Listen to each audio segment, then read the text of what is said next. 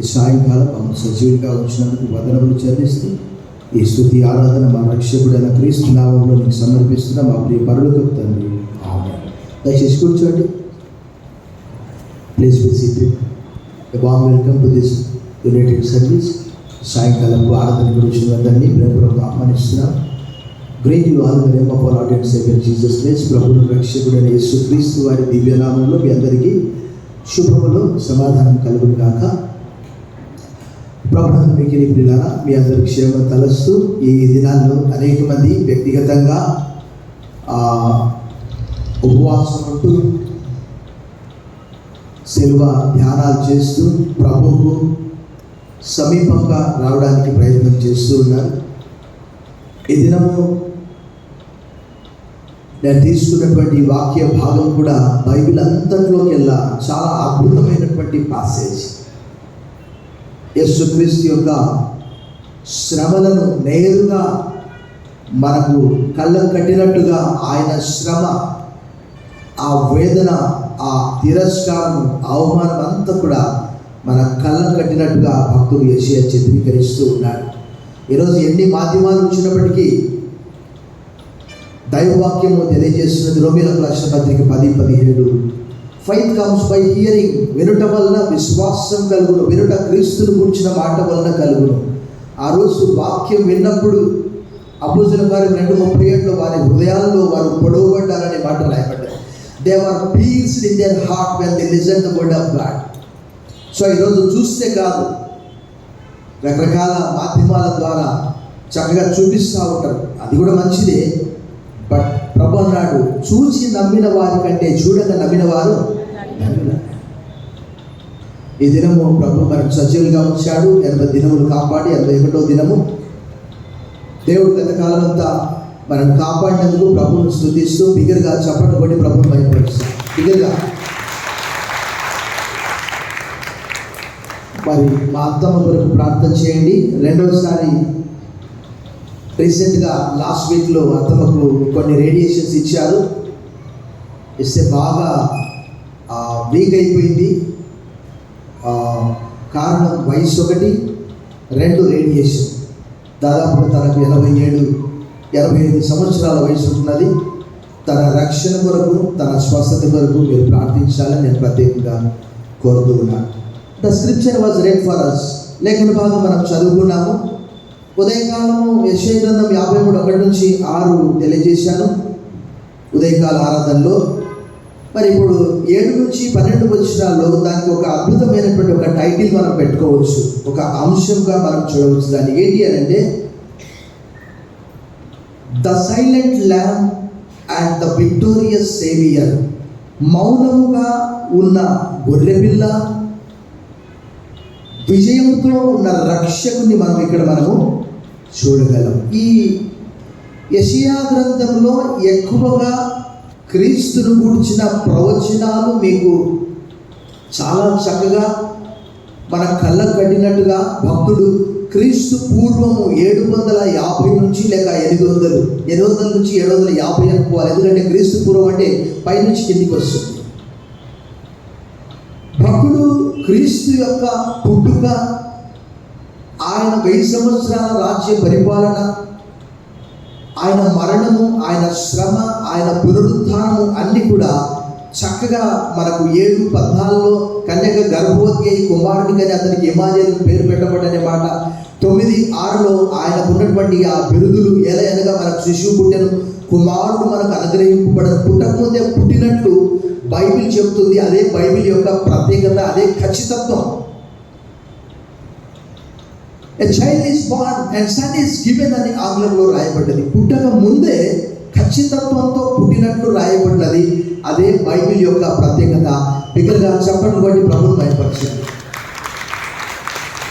తర్వాత 11:1 ఏమని రాయబడ్డది? యెషయా మొదలు నుండి చిగురు పుట్టును అనే మాట మనం చూస్తాం.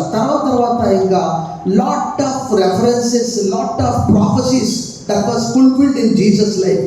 యేసు ప్రభు వారి జీవితంలో అడుగడుగున యెషయా గ్రంథంలో నుంచి ఎక్కువగా తీసుకోబడ్డాయి. ఆయన యోహాను సువార్తలో కోట్ చేశాడు. ముఖ్యంగా మత్తయి భక్తుడు యెషయాలో నుంచి ఎక్కువగా తీసుకుంటాడు. ఆయన యోసేపు మరియమ్మ ప్రధానము చేయబడ్డప్పుడు కూడా దేవదూత జ్ఞాపకం చేయబడ్డటువంటి వాక్య భాగము 7:14. ఆమె ఒక కుమారుని కంటుంది. యెషయా భక్తుడు తెలియజేసిన రీతిగా పుట్టక ముందే ఆయనకు యేసు అనే పేరు పెడతావు నీవు. తర్వాత మనం 40లో చూస్తాము, 42లో సేవకుడు చూస్తాము, 49లో చూస్తాము, 50లో చూస్తాము, 51లో చూస్తాము, 52లో చూస్తాము, 53లో కూడా మనం చూస్తున్నాం. ఉదాహరణకి ఈ 53 కంటే ముందు ఒక లేఖన భాగం మనం చూస్తాం. చూడండి, మనం 50 ఉదర ప్రత్యుత్తర భాగంగా చదివాం. మనం 52లో చూడండి, ప్రభువు తాను శ్రమపడి దేవుని యొక్క ఆ యొక్క ప్రణాళికను, అనాది శిలువ ప్రణాళికను పూర్తి చేసినప్పుడు ఆయనకు 2 చోట్ల దేవుడు అత్యున్నతమైనటువంటి స్థానంలో ఉంచినట్లు రాయబడినది. 11వ వచనం చూడండి, 52. ఆలకించుడి, నా సేవకుడు వివేకముగా ప్రవర్తించును, అతడు హెచ్చింపబడి ప్రసిద్ధుడై మహాగణుడిగా ఎంచబడి. ఇది ఎవరి గురించి అంటే క్రీస్తుని గురించి. మరి ముఖ్యంగా 14వ వచనం మనం అందరం కలిసి చూద్దాం. నిన్ను చూచి ఏ మనిషి రూపము కంటే అతని ముఖమును, నరరూపం కంటే అతని రూపమును చాలా వికారమని చాలా మంది ఎలాగో విస్మయమందురు, అలాగే అతడు అనేక జనములను చిలకరించును. అనగా జనములకు విస్మయము. ఇంకా చెప్తాడు, అదే యెషయా గ్రంథం 53:12లో కూడా అక్కడ చాలా స్పష్టంగా రాయబడ్డ. చూడండి,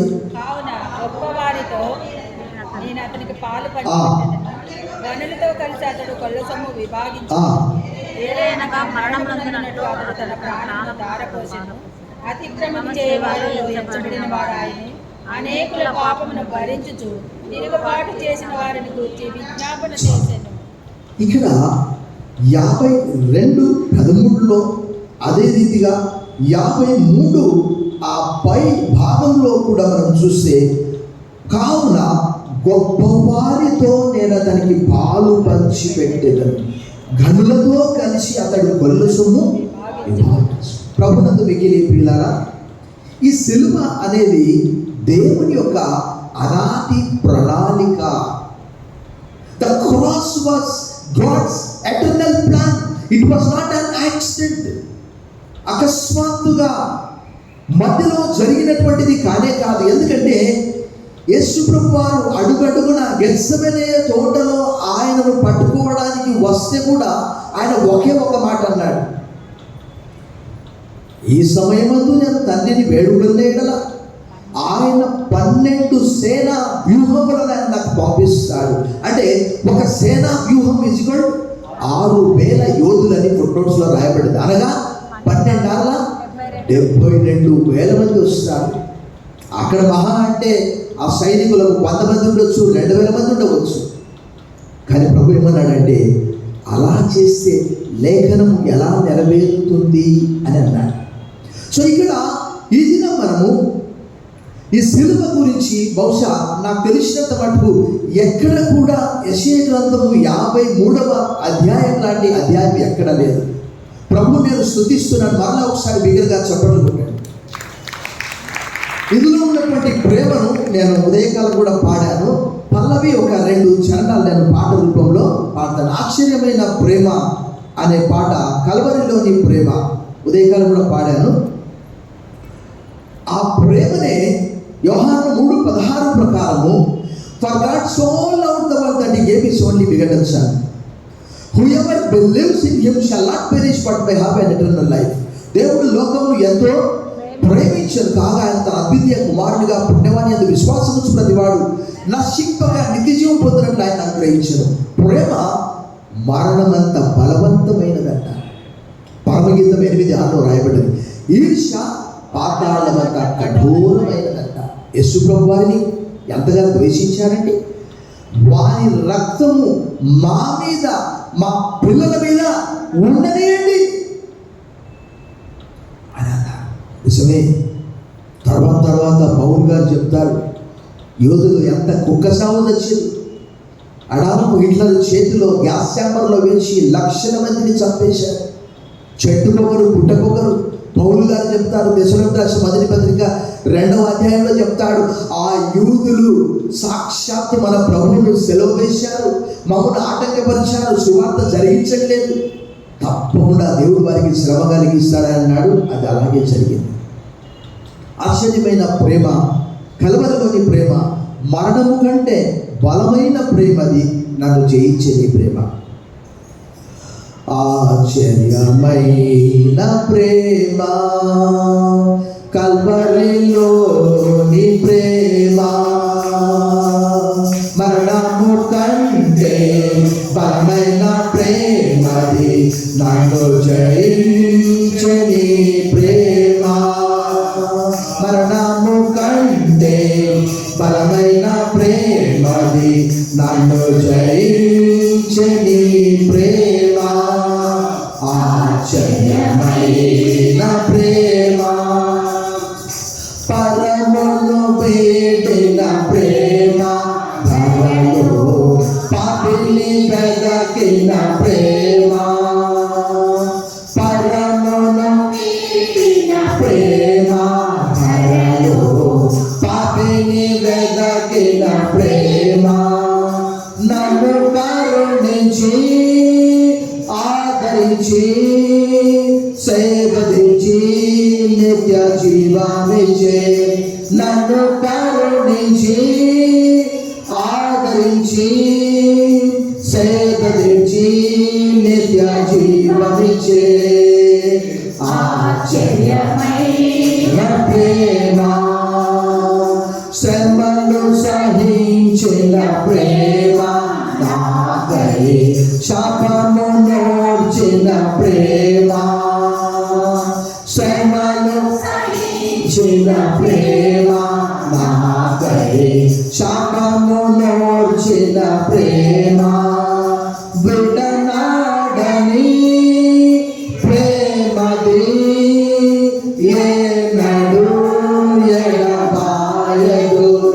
విడనాడని ప్రేమది, ఏనాడు ఎడబాయదు. ఆశ్చర్యమైన ప్రేమ, కల్వరిలోని ప్రేమ, మరణము కంటే బలమైన ప్రేమ, నన్ను జయించని ప్రేమ. మరణము కంటే బలమైన ప్రేమది, నన్ను జయించని ప్రేమ. ఆశ్చర్యమైన ప్రేమ. The silent lamp and victorious saviour, మౌనంగా ఉన్నటువంటి గొర్రెపిల్ల, జయముతో రక్షకుడు అనే టైటిల్తో మనం 4 భాగాలు మనం చూసాం. మొట్టమొదటిగా 7వ వచనంలో చూస్తే ద సైలెంట్ ల్యాంప్. 7వ వచనం చూస్తే ద సైలెంట్ ల్యాంప్ అని మనము చెప్పుకోవచ్చు. అంటే మౌనముగా ఉన్న గొర్రె పిల్ల. ఇక్కడ మనకు ఆశ్చర్యాన్ని కలిగించే విషయం ఏంటంటే, క్రొత్త నిబంధన గ్రంథంలో ఎక్కడ కూడా మనకు బలులు కనిపించవు. అదేంటో మరి, పరిశుద్ధాత్మ దేవుడు ఆయన రాకడ మీరు జాగ్రత్తగా చదవండి. ఎక్కడైనా మౌనముగా ఉన్న గొర్రెపిల్ల ప్రధాన యాజకుని యొద్దకు కొనిపోబడ్డాడు. ఎన్ని సాక్ష్యాలు, అబద్ధపు సాక్ష్యాలు చెబుతూ ఉన్నారు. ఆయన మౌనంగా ఉన్నాడు. ఆ ప్రధాన యాజకుడు ఆశ్చర్యపోయాడు, హేరోదు ఆశ్చర్యపోయాడు. ఆశ్చర్యపోవడం పిలాతు వంతైపోయింది.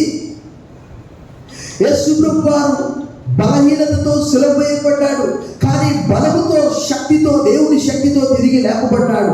సిలువ వేయబడ్డాడంటే చాలా మంది అనుకుంటారు యేసు ప్రభు యొక్క చాప్టర్ క్లోజ్ అనుకుంటారు. అదే రోమా గవర్నమెంట్ అనుకున్నారు, యూదులు కూడా అదే అనుకున్నారు. ఈరోజు ప్రపంచవ్యాప్తంగా యూదులు ఎంతమంది ఉంటారు? మహా అంటే 1 కోటి 2 కోట్ల మంది ఉండవచ్చు. యూదా మతంలో నుంచి పుట్టుకొచ్చినటువంటి క్రైస్తవ మతం దాదాపుగా 280 నుంచి 300 కోట్ల మంది ప్రభువైన యేసును తమ స్వంత రక్షకునికి అంగీకరించలేదా? బిగ్గరగా చప్పట్లు కొట్టి ప్రభువును భయపరచండి బిగ్గరగా. అంటే చూడండి, అక్కడ గొర్రె పిల్ల అనగా ప్రధాన యాజకుని యొద్దకు.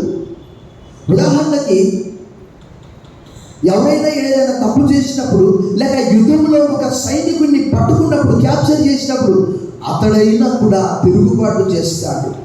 కానీ యేసు ప్రభువు వారు ఎక్కడైనా ఎప్పుడైనా మనం మత్తయి సువార్త 26 మొదలుకొని 27 మొదలుకొని ఎక్కడైనా చూస్తామా? ఆయన ఎంత మౌనంగా ఉన్నాడు చూడండి. 53వ అధ్యాయం 7వ వచనం చూడండి. అతడు దౌర్జన్యమునందును బాధింపబడినను అతడు నోరు వదకు తేపడు గొర్రె పిల్లయు బొచ్చు కత్తిరించువాని ఎదుట గొర్రెయు మౌనంగా ఉండినట్లు అతడు నోరు. ఎందుకంటే అది బలహీనత కాదు, ఆయనకు దేవునికి తన్ను తాను అప్పగించుకో. It is a submission. అలా చేస్తేనే దేవుని చిత్తాన్ని నెరవేర్చినట్లు, అలా చేస్తేనే దేవుని ప్రణాళిక యేసుక్రీస్తు పట్ల నెరవేరుతుంది. పై భాగంలో మనం చూస్తాము, మనమందరము గొర్రెల వలె త్రోవ తప్పిపోతుంది. మనలో ప్రతి వాడు తనకిష్టమైన త్రోవను తొలగాడు. యెహోవా మనందరి దోషం ఎవరి మీద మోపాడు? ఆయన మీద మోపాడు. మన సమాధానార్థమైన శిక్ష ఆయన మీద పడ్డది. ఆయన వచ్చినటువంటి ముఖ్యం, ఆయన నోరు తెరిస్తే. యేసు ప్రభువు వారు అన్నారు ఒక మాట, అనేక మంది రాసులు ప్రవక్తలు 13వ అధ్యాయం మత్తయి సువార్తలో చెప్తారు, ఆయన చూడాలనుకున్నారు కానీ చూడలేకపోయారు, ఆయనను గురించి వినాలనుకున్నారు కానీ వినలేకపోయారు. కానీ ప్రభువు అన్నాడు, ఇప్పుడు చూస్తున్నటువంటి మీరు ధన్యుడు. కానీ మనము, పేతురు ఒక మాట అంటాడు, ఏంటి అంటే, మీరిప్పుడు ఆయనను చూడకపోయినను మీరు ప్రేమిస్తూ ఉన్నారు. పేతురు రాసిన మొదటి పత్రిక 1వ అధ్యాయం 8-9 వచనాల్లో చెప్పనా శక్యమును మహిమాయుక్తమైన ఆనందం గల వారమై సంతోషించున్నాం. మీరు ఇప్పుడు ఆయన చూడకపోయినప్పటికీ కూడా మీరు ఆయన్ను ప్రేమిస్తున్నారు అని అంటాడు. నిజమే, ఆయన ఆలోచనలు, ఆయన ఒక గొర్రె పిల్ల వలె. యోహాను సువార్త 1:29, యోహాను సువార్త 1:36 యేసు ప్రభువు వారు బాప్తిజం ఇచ్చి యోహాను వైపు రావడం చూసి, here is the lamb of God who takes away the sin of the world. మరునాడు యేసు ప్రభువు వారు ఆయన ఎదురు రావడం చూసి, ఇదిగో లోక పాపమును మోసుకొని పోవు దేవుని. ఆయన గొర్రె పిల్లగా చిత్రీకరించబడ్డాడు. ఆయన వధకు తేపడినటువంటి గొర్రె పిల్ల వలె. పేతురు అంటాడు, పేతురు రాసిన మొదటి పత్రిక 2:23 అంటాడు, అక్కడ ఆయన దూషింపబడి బదులు దూషింపలేదు, న్యాయముగా తీర్పు తీర్చు దేవుడికే తను తాను అప్పగించుకున్నాడట. ప్రధాన యాజకుని ఎంత పోయినప్పుడు, ఏమయ్యా ఇన్ని సాక్ష్యాలు నీ మీద, నీవేం మాట్లాడవా? చూడండి ఒకసారి మత్తయి సువార్త 27:12-13 చూడండి. Gospel according to Saint Matthew chapter 27 verse 12 and 13. ప్రధాన యాజకులను పెద్దలను ఆయన మీద నేరం మోపినప్పుడు ఆయన ప్రత్యుత్తరం ఏమీ ఇయ్యలేదు. కాబట్టి పిలాతు, నీ మీద మీరెన్ని నేరములు మోపుచున్నారో నీవు వినలేదా అని ఆయన అడిగాను. అయితే ఆయన ఒక మాటకైనను అతనికి ఉత్తరం ఇయ్యలేదు కనుక అధిపతి మిక్కిలి ఆశ్చర్యపడింది. దాని తర్వాత పిలాతు యొద్ద కూడా కొనిపోబడ్డాడు. ఆయన కూడా ఆశ్చర్యపోయాడు. రైట్ టు డిఫెండ్ చెప్పవచ్చు, అయినప్పటికీ కూడా ఆయన మౌనంగా ఉన్నాడు. అంటే అర్థము, సిలువ ఎక్కడానికి సిద్ధంగా ఉన్నాడు. మనస్ఫూర్తిగా ఎవరో ఆయనను బలవంతం చేయలేదు, ఎవరో ఆయనను దొబ్బలేదు, ఎవరో ఆయనను పంపించలేదు. నా నిమిత్తం ఎవరు పోతారంటే, లార్డ్ హియర్ ఐ యామ్, నన్ను పంపించు ప్రభువా, నేనున్నా, నా ప్రజల వరకు నా ప్రాణం పెడతా. ప్రభునందు మిక్కిలి ప్రియులారా, అది మనము ద సైలెంట్ ల్యాంప్. ఆయన మౌనంగా ఉన్నాడంటే బలహీనత కాదు, ఆయన మౌనంగా ఉన్నాడంటే శక్తి లేక కాదు, ఆయన ఎవరో కాదు, సాక్షాత్తు దైవ వాక్యము తెలియజేస్తున్నది. ఆదికాండం 1:26-27 let us make human kind in our own image.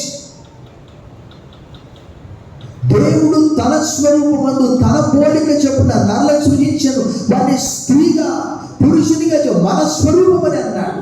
అనగా అక్కడ ప్రభువైన యేసుక్రీస్తు కూడా ఉన్నాడు అక్కడ కుమారునిగా.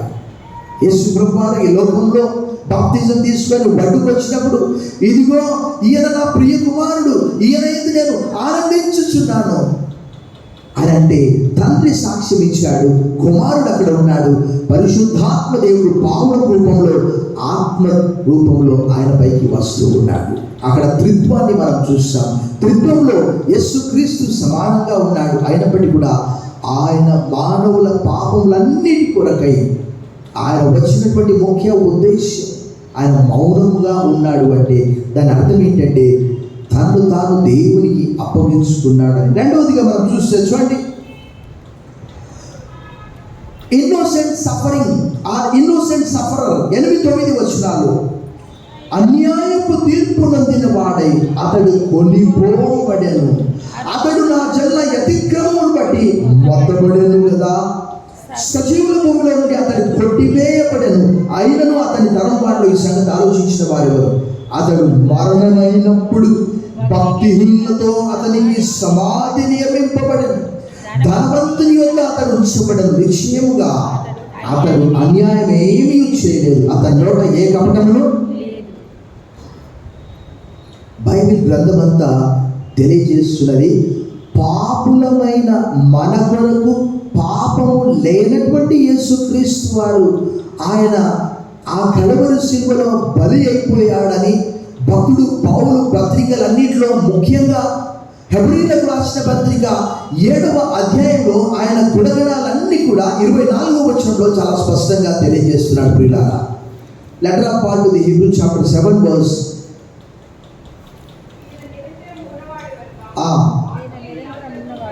26వ వచనం, పవిత్రుడును ఈయన నిర్దోషియు నిష్కల్మషుడును పాపులలో చేరక ప్రత్యేకముగా ఉన్నవాడును ఆకాశ మండలం కంటే మిక్కిలి హెచ్చైన వాడునైన ఇంటి ప్రధాన యాజకుడు మనకు అంటే ఫుట్నోట్స్ లో తగినవాడు అనే మాట రాయబడ్డది.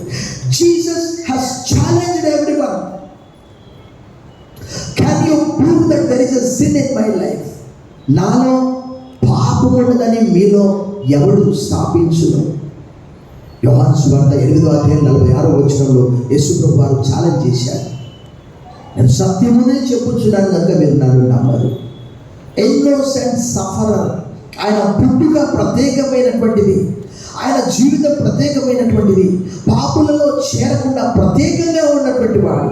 కానీ ఆయన మన కొరకు పాపిగా మార్చబడ్డాడు. గ్రంథంలో రాయబడింది, ఆయన మనందరి వలె రక్త మాంసములలో పాలివాడయ్యాడని హెబ్రీయులకు రాసిన పత్రిక 2:14 పౌలు గారు తెలియజేస్తాడు. ఏ పాపము చేయకపోయినప్పటికీ కూడా కారణం ఏంటంటే, ఒకవేళ నీలాంటి వాళ్ళని నాలాంటి వాళ్ళని 100 మందిని కోసేస్తే కూడా పాపం పోదు. దావీదు అంటాడు, దేవా పాపంలో పుట్టినవాడు నేను, పాపంలో నా తల్లి నన్ను గర్భమున ధరించిననే మాట రాయబడ్డది 51:5 కీర్తన గ్రంథంలో. అదే ఆదికాండం 8:20 ఏమన్నా రాయబడ్డది, ఏదైనా నరుల హృదయాలోచన కేవలం బాల్యం నుండి చెడ్డది. మరి ఒక చోట కీర్తనకాడు అంటాడు, వారు పుట్టిన తోడనే అబద్ధములాడుదురు అనే మాట రాయబడ్డది. పుట్టిన వెంటనే అబద్ధాలు ఎలా అంటారు? అసలు మాటలే రావు. అంటే మానవుల స్వభావం అలాంటిది. ఇన్నోసెంట్ సఫరర్, ఆయన ఒక నిర్దోషిగా శ్రమ అనుభవించాడు. కారణం ఏంటంటే కేవలం దేవుని యొక్క ప్రణాళికను నెరవేర్చడానికి. మనకు ఉన్నటువంటి సమయంలో మనం ఇంకా వేగంగా మనం ముందుకు వెళ్ళిపోదాం. యెషయా గ్రంథము 53వ అధ్యాయంలో మరొక లేఖన భాగము మనం చూసాం. 3వ వాక్య భాగం మనం చూస్తే, అంటే 3వ పాయింట్ చూస్తే, గాడ్స్ ప్లాన్ ఇన్ సఫరింగ్. యేసుక్రీస్తు వారు శ్రమ పడుటలో దేవుని యొక్క అనాది ప్రణాళిక ఉన్నది. అది ఆదికాండం 3:15 నుంచి రాయబడ్డది. దాన్ని ప్రోటో గాస్పెల్ అంటారు, అంటే ఫస్ట్ గాస్పెల్. ఆదాము హవ్వలు పాపంలో పడినప్పుడు అక్కడ ఆ స్త్రీకి, ఆ సర్పానికి పెట్టినటువంటి ఆ శాపం ఏంటంటే, మరియు నీకును స్త్రీకి నీకుని నీ సంతానములకు స్త్రీ సంతానములకు వైరం కలగజేశాను. అతడు నిన్ను తల మీద కొట్టును అనగా అపవాది యొక్క తల చితగొట్టాడు. ఎక్కడంటే సిలువలో. బిగ్గరగా చప్పట్లు కొట్టి ప్రభువుని భయపరచండి. సిలువ లేకపోతే సింహాసనము లేదు. There is no cross, no crown. చాలా మంది అనుకుంటారు అవసరమా? దేవునికి వేరే మార్గం కనిపించలేదు.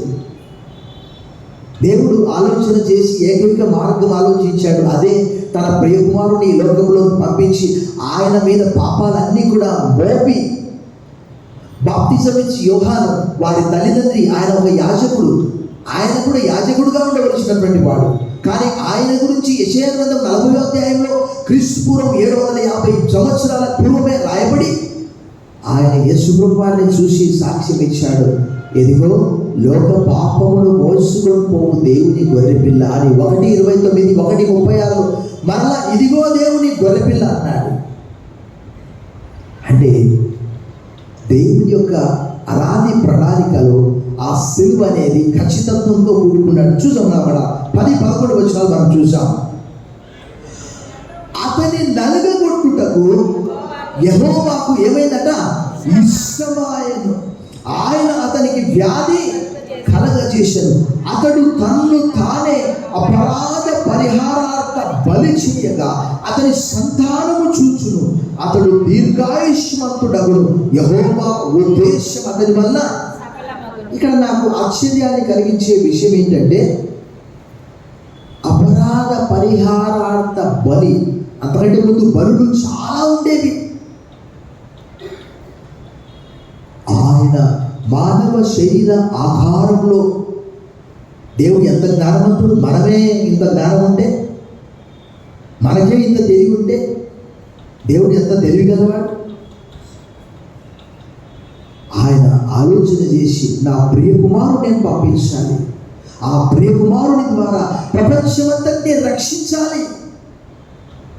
ఎలాగైనా అంటే దానికి దేవుడు ఒక ఖచ్చితత్వంతో కాలము సంపూర్ణమైనప్పుడు లేక కాలం పరిపూర్ణమైనప్పుడు, ఆదాము హవ్వలు పాపంలో పడిపోయినప్పుడు యేసు ప్రభువు ఎందుకు రాలేదు? అప్పుడు వారిద్దరి కొరకే, కానీ ప్రపంచం కొరకు కాదు. చాలా వెయిట్ చేశాడు. 400 సంవత్సరాలు పరలోకం మౌనంగా ఉన్నది, భూలోకం మౌనంగా ఉన్నది. ఏ దూతను దేవుడు పంపించలేదు, ఏ ప్రవక్తను పంపించలేదు. కారణం దేవుని ఆలోచనలో ఒక గొప్ప ప్రణాళిక, క్రీస్తు పుట్టుక అన్ని సిద్ధపరిచాడు. ఆయన ఈ లోకంలో మానవునిగా జన్మించాడంటే ప్రపంచంలో అన్నిటికంటే ఆశ్చర్యకరమైనటువంటి విషయం ఏంటి తెలుసా? ఈ లోకం ఎంత అపవిత్రమైనటువంటిది, ఎంత పాపంతో కూడుకున్నటువంటిది. ఈ పాప లోకంలో పరిశుద్ధుడైనటువంటి దేవుడు ఎలా పుడతాడు అని లోకం అనుకుంటారు, కానీ ఆయన పుట్టాడు. దేవుడు అన్నాడు ఆదికాండం 18:14, is anything too hard for me, is anything too wonderful for the lord. యెహోవాకు అసాధ్యమైన ఏదైనా ఉండదా? 100 సంవత్సరాల అబ్రహాము, 90 సంవత్సరాల సారా కుమారుని కన్నారు ఇస్సాకుని. యేసు ప్రభు శరీరధారిగా ఈ లోకంలో పుట్టడం గొప్ప కష్టమా ఆయన పుట్టాడు. అదే ప్రపంచం మొక్కు మీద వేలేసుకోవడం. ఆ పరలోకాన్ని విడిచి ఆయన ఈ భూలోకంలో ఫిలిప్పీయులకు రాసిన పత్రిక 2వ అధ్యాయంలో స్పష్టంగా ఆయన పుట్టుక, ఆయన జీవితం, ఆయన మనుషుల పోలికగా పుట్టి దాచుని స్వరూపమును ధరించుకొని సిలువ మరణం పొందినంతగా ఆయన తగ్గించుకున్నాడట. అందువరకే భూమి మీద కానీ, భూమి క్రింద కానీ, ఆకాశంలో కానీ అన్ని విషయాల్లో ఆయన దేవుడు హెచ్చించాడట. అందరికీ పైగా అనే మాట పుట్టినోట్స్లో రాయబడ్డది. ఆయన అంతగా తగ్గించుకున్నాడు. కాబట్టి గాడ్స్ ప్లాన్ ఇన్ సఫరింగ్. ఉదాహరణకి మనం హాస్పిటల్ వెళ్తాం, డాక్టర్ కత్తి తీసుకొని ఘాటు పెడుతున్నాడంటే చెప్పడానికి కాదు, to heal him or her. అతనికి లేక ఆమెకు స్వస్థత కలగాలి. ఎందుకంటే నీ కడుపులో గడ్డ ఉంది కాబట్టి ఆ వైద్యుడు ఆ కత్తి పెట్టి కోస్తే తప్ప గడ్డ బయటికి రాదు. అలాగే యేసు ప్రభువు చెప్పినటువంటి మాట, గోధుమ గింజ భూమిలో పడి సావని ఎడల అది ఎలా ఉంటుందట? It will be remain as single, ఒంటిగానే ఉంటుందట. ఎంత ఆశ్చర్యం కదా. ఆ గోధుమ గింజ భూమిలో పడి చచ్చిపోతే అది ఎలా ఉంటుందట, విస్తారంగా ఫలిస్తుందంట. యోహాను సువార్త 12:24లో యేసు ప్రభువు ఆ మాట చెప్పాడు. ఆయన మరొక మాట చెప్పాడు, నేను పైకెత్తబడిన యెడల అందరినీ ఆకర్షిస్తానని చెప్పాడు. ఆయన ఆరోహణమైపోయాడు. శిష్యులు భూలోకంలో ఆయన పరిచయం చేశాడు. 120 మందితో ప్రారంభించబడింది. తర్వాత 3000 మంది 2వ అధ్యాయం 41వ వచనంలో విశ్వాసం ఇచ్చారు. తర్వాత 4వ అధ్యాయం 4వ వచనంలో 5000 మంది. తర్వాత ఈరోజు ఆయన చేసినటువంటి ఆ శ్రమ, ఆ వేదన, ఆ తిరస్కారం వృధాగా పోలేదు. ఈరోజు ప్రపంచవ్యాప్తంగా దాదాపు 280 నుంచి 300 కోట్ల మంది ప్రభువైన యేసును తమ స్వంత రక్షకుడిగా అంగీకరించారు. మొదటగా చప్పట్లు కొట్టి ప్రభువును మహిమపరచండి బిగ్గరగా. క్రీస్తు శ్రమ పొందలో దేవుని యొక్క ప్రణాళిక. ఆ 11వ వచనం, అతడు తన కలిగిన వేదనను చూసి తృప్తి నందును, నీతిమంతుడైన నా సేవకుడు జనుల దోషములను భరించి తనకున్న అనుభవ జ్ఞానము చేత అనేకులను నిర్దోషులుగా చేయను. కావున గొప్పవారితోనే అతని పాలు పంచిపెట్టెదను, గళ్ళతో కలిసి అతని కొలసము విభాగించుకొనెను. దేవుని యొక్క అనాది ప్రణాళికలో ద సైలెంట్ ల్యాంబ్, మౌనంగా ఉన్న గొర్రె పిల్ల. రెండోది ఇన్నోసెంట్ సఫరర్. మూడోది గాడ్స్ ప్లాన్ ఇన్ సఫరింగ్. శ్రమ పడుటలో దేవుని యొక్క గొప్ప ఉద్దేశ ప్రణాళిక మనం చూస్తాం. చివరిదిగా చూస్తే ద ఫైనల్ విక్టరీ. సెలవు వేయబడ్డాడంటే అది బలహీనత కాదు. సెలవు వేయబడ్డాడంటే ఆయన చనిపోయాడని కాదు. అసలు సిలువ వేయబడకపోతే పునరుత్థానమే లేదు. బిగ్గరగా చెప్పటువంటి ప్రభువును మహిమపరచండి బిగ్గరగా. అసలు ప్రపంచంలో మీరు ఎక్కడైనా సెర్చ్ చేసుకోండి, గూగుల్లో కాదు, ఎన్ని యాప్స్ అని సెర్చ్ చేసుకోండి. రిజరక్షన్ అనే మాట ప్రపంచంలో ఏ మత గ్రంథంలో లేదు. యేసు ప్రభువు వారు ఏమన్నారు, I am the life and resurrection అన్నాడు. నేను జీవమును పునరుత్థానమును నా యందు విశ్వాసం ఉంచువాడు చనిపోయినను తిరిగి బ్రతుకును, బ్రతికి నా యందు విశ్వాసం ఉంచువాడు ఎన్నటికీ చనిపోడు అన్నాడు. ఆయన చనిపోవడానికంటే ముందుగానే ఐ యామ్ ద రిజరక్షన్ అన్నాడు. ఎలా చెప్పగలిగాడు అంత ఖచ్చితంగా అంటే ఆయనకు ఖచ్చితత్వముతో ఎందు నిమిత్తం ఈ లోకానికి వచ్చాడో, ఈ లోకంలో ఉన్నప్పటికీ ఎప్పటికీ ఆయన కాన్షియస్లో ఉన్నాడు. ఉదయకాలం కూడా చూపించాను, మీరు క్రింది వారు నేను పైవాడను, మీరు ఈ లోక సంబంధులు నేను పరలోక సంబంధిని అన్నాడు. యేసు ప్రభువు వారు పరలోకం నుంచి వచ్చాడు, మరలా పరలోకానికి వెళ్ళాడు. యోహాను సువార్త 3:13లో పరలోకం నుండి దిగి వచ్చిన వాడే అనగా మనుష్య కుమారుడే తప్ప పరలోకంలోకి ఎక్కిపోయిన వాడు ఎవడు? ఆ ఫైనల్ విక్టరీ ఆయన ఆ సిలువలో చనిపోయాడు. ఆ సిలువలో మానవుల పాపములన్నిటినీ కూడా వెల చెల్లించాడు. కాబట్టి దేవుని ప్రణాళిక పూర్తిగా నెరవేరింది. మన పాపములన్నీ కూడా ఆయనపై మోపబడ్డావని రోమీయులకు రాసిన పత్రిక 8:3-4లో రాయబడ్డది. యోహాను రాసిన మొదటి పత్రిక 2:2లో యోహాను గారు కూడా తెలియజేస్తున్నాడు, ఆయనే మన పాపములకు పరిహారమై ఉన్నాడు, అనగా ప్రాయశ్చిత్తమై ఉన్నాడు. మన పాపముల కొరకు మాత్రమే కాదు, సర్వ లోకములకు పరిహారమై ఉన్నాడు, అనగా ప్రాయశ్చిత్తమై ఉన్నాడు అనే మాట రాయబడ్డది. ఆ ప్రభు సెలవు వేయబడ్డాడంటే అపోస్తలుడైన పౌలు చాలా స్పష్టంగా చెప్తాడు. కొరింథీయులకు రాసిన 2వ పత్రిక 13వ అధ్యాయంలో బలహీనతను బట్టి ఆయన సెలవు వేయబడింది, కానీ దేవుని శక్తిని బట్టి ఆయన జీవించుచున్నాడు. బిగ్గరగా చెప్పండి కూడా ప్రభువును భయపరచండి బిగ్గరగా. ద ఫైనల్ విక్టరీ, ఆయన విజయోత్సవముతో ఆయన చనిపోయి సమాధి చేయబడి. మీరు ఎప్పుడైనా ఖాళీగా ఉన్నప్పుడు 4 సువార్తలు చదవండి. మత్తయి సువార్తలో 28 అధ్యాయాలు, మార్కు సువార్తలో 16 అధ్యాయాలు, లూకాలో 24 అధ్యాయాలు, యోహాను సువార్తలో 21 అధ్యాయాలు. ఈ 4 సువార్తల్లో ప్రభు అడుగడుగున చెప్పాడు ఆయన శ్రమలను గురించి. నేను చనిపోయి సమాధి చేయబడి తిరిగి లేపబడతానంటే శిష్యులకు అర్థం కాలేదు. మీకు ఉదాహరణకు ఒక లేఖన భాగాన్ని చూపిస్తాను. లూకా సువార్త 18వ అధ్యాయం. Turn your Bibles with me to the Gospel according to Saint Luke chapter 18. 18వ అధ్యాయంలో ప్రభు చెప్పినటువంటి మాటలు మనము అక్కడ చూడండి, స్పష్టంగా రాయబడ్డది. 31వ వచనం చూడండి. ఆయన తన 12 మంది శిష్యులను పిలిచి, ఇదిగో యెరూషలేమునకు వెళ్తున్నాము, మనుష్య కుమారుని గురించి ప్రవక్తల చేత వ్రాయబడిన మాటలన్నీ నెరవేర్చబడు. ఆయన అన్యజనులకు అప్పగింపబడును. వారు ఆయనను అపహాసించి అవమానపరిచి ఆయన మీద ఉమ్మి వేసి ఆయన కొరడాలతో కొట్టి చంపుదురు. 3వ దినమున ఆయన మరలా లేచునని చెప్పారు. వారు ఈ మాటలలో ఒకటైనను గ్రహింపలేదు.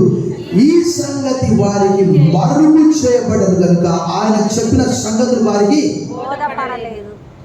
ఈ రోజు కూడా అనేక మంది పునరుత్థానం అంటే వారికేం తెలియదు, పగవారికి ఏం చెప్తారండి? కారణం సరిగా అర్థం చేసుకోకపోవడం. ప్రభు చెప్పాడు, మీకు 4 సువార్తల్లో ప్రతి చాప్టర్లో ఆయన చెప్తాడు. ఎందుకంటే మనం ఎంతో వెనకబడి ఉన్నాం.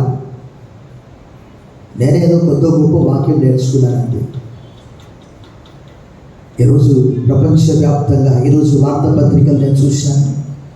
ఒక ఎస్ఐ సూసైడ్ చేసుకొని చనిపోయాడు తెలంగాణ ప్రాంతంలో. ఒక అపరాధ భావంతో భార్య చనిపోయింది. ఈరోజు నశిస్తున్నటువంటి వారు అనేక మంది.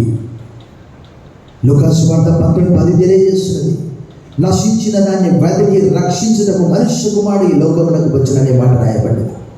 మత్తయి సువార్త 18:13 రాయబడి ఉన్నది, 2 గొర్రెల్లో ఒక గొర్రె తప్పిపోతే ఆ 99 గొర్రెలను విడిచిపెట్టి ఆ ఒక గొర్రె కొరికి ఆయన వెతుకుతూ ఉన్నాడని భక్తుడు అక్కడ తెలియజేస్తున్నాడు. ప్రభునందు మిక్కిలి ప్రియులారా, ద సైలెంట్ ల్యాంబ్, మౌనంగా ఉన్నటువంటి గొర్రె పిల్లని మనం చూశాం. ఆయన మౌనంగా ఉన్నాడంటే దేవుడికి తను తాను సమర్పించుకున్నాడు. ఆయన సిలువలో చనిపోయాడంటే దాని అర్థం ఆయన ఓడిపోయాడని కాదు, ఆయన పునరుత్థానం అయ్యాడు కాబట్టి లోకానికి ఒక గొప్ప నిరీక్షణ ఇచ్చాడు. నేను చాలా మందికి చెప్తూ ఉంటాను, మనం నిరీక్షణ గల ప్రజలము. చెప్పండి ఒకసారి, చెప్పండి, మనం నిరీక్షణ గల ప్రజలము. మన ప్రభు మరలా వస్తాడు. ప్రభు చెప్పాడు, there are many mansion houses in my father's house, if not I will tell you. నా తండ్రి ఇంట అనేక నివాసములు కలుగు, లేనిలా నేను మీతో చెప్పుదు. నేను వెళ్ళి మీకు స్థలము సిద్ధపరిచి మరలా వచ్చి నేను మిమ్మల్ని తీసుకొని వెళ్తాను. ఎందుకంటే నేను ఎక్కడుంటే మీరు కూడా అక్కడే. ఇంకా చాలా ఉన్నాయి కానీ మనకు సమయం లేదు. తలలు వచ్చండి, ప్రార్థన చేస్తా. సాయంకాలం ఇంకా ఆయన గొర్రెపిల్లగా మౌనంగా ఉన్నాడంటే అది నీ కొరకు నా కొరకే. ఒకసారి మనం ఆలోచన చేస్తాం. ఆయన బాధ అనుభవించాడంటే నీ కొరకు నా కొరకే. దేవుని ప్రణాళిక నెరవేర్చడానికి ఆయన అవమానాన్ని హెబ్రీయులకు రాసిన పత్రిక 12వ అధ్యాయంలో రాయబడింది. ఆయన తన ఎదురు ఉంచబడిన ఆనందం కొరకై అవమానం నిర్లక్ష్య పెట్టి సిలువను సహించి దేవుని కొడి పార్శ్వమున ఆసీనుడైనని పౌలు తెలియజేస్తున్నాడు. మనందరము కూడా గొర్రెల వల్ల త్రోవ తప్పిపోతే మనలో ప్రతిపాడు తనకు ఇష్టమైన త్రోవకు తొలిగదు. ఏం భేదము లేదు, అందరూ పాపం చేసి దేవుడు అడ్డించి భయం పొందలేకపోతున్నారు. For all have sinned and come short of the glory. For the wages of sin is death, but the gift of God is eternal life through Christ Jesus. ఎలాగ పాపం వల్ల జీతం మరణం, అయితే దేవుని కృపావరమున ప్రభువైన క్రీస్తు యేసును నిత్య జీవం, ఆ నిత్య జీవం కొరకు ఆయన మనందరి కొరకు ఆ శిలువలో మన పాపాలను భరించాడు. తల్లి వచ్చి ప్రార్థన చేశాం. సర్వశక్తి గల దేవా, మా కొరకు నీ ప్రియకుమారుని కలువరి శిలువలో అపరాధ పరిహారార్థం బలి చేయించాడు. వారికి వందనాలు. దానివల్ల మేము నిర్దోషులంగా నిష్కళంకమైనటువంటి వారుగా, రక్తం చేత కడగబడినటువంటి వారుగా, దేవుని సొత్తైన ప్రజలుగా మమ్మల్ని సిద్ధపరిచారు. నీకు వందనాలు చెల్లిస్తూ, నీ త్యాగం, నీ సెలవ వృధాగా పొందని తలుస్తూ యేసు నామములో ప్రార్థిస్తున్నాం తండ్రి.